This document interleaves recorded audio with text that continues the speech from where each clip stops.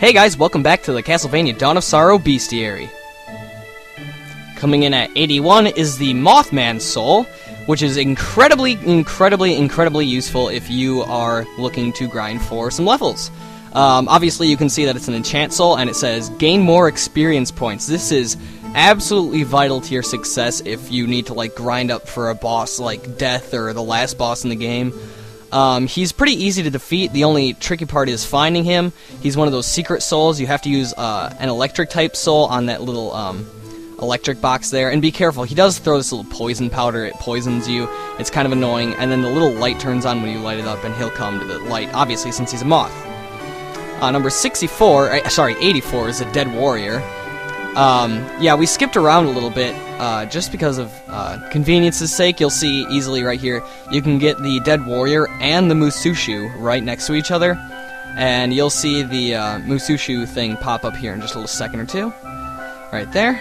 Obviously, they're both actually no, the Mushu's soul is really good. I'm pronouncing it wrong. It's Mushusu. It's the other way around. Okay, Mushusu. The Mushusu soul is good. It's basically an upgrade of the Manticore. But the Dead Warrior's soul is totally useless in my opinion.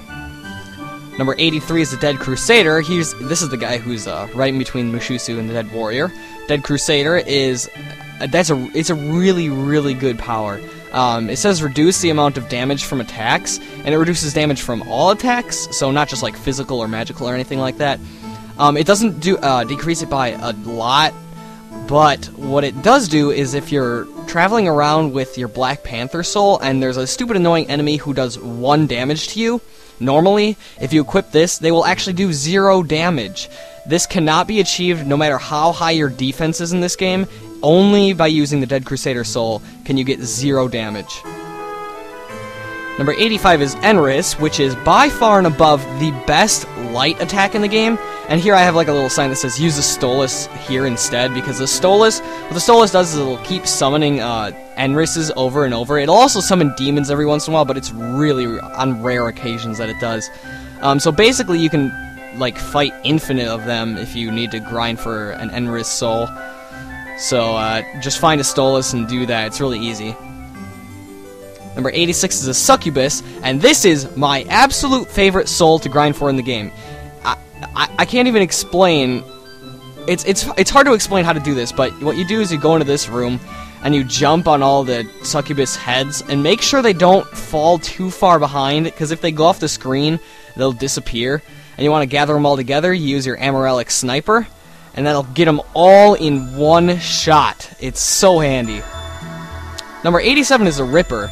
And the Ripper is basically, I think it's an upgrade. Let me see. No, actually, it's worse than the Killer Clown.